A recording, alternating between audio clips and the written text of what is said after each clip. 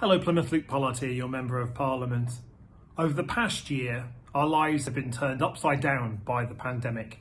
Nearly 130,000 people have died, and there's not been a single household in our city that hasn't been affected by the restrictions, by the fear and worry, and by the consequences of this virus.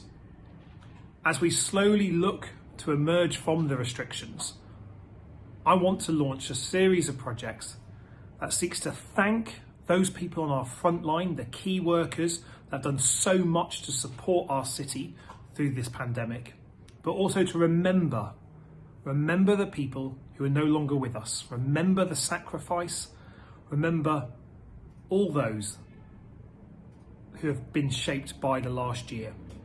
That's why today I'm launching a new campaign, an invitation to people in Plymouth to help sew a Plymouth COVID quilt.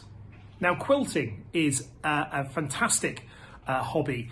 It means sewing a square of a quilt with a message of hope, of remembrance, 12 inches by 12 inches square on a piece of material, and then we'll use that material to sew together with all the other people who contribute a quilt.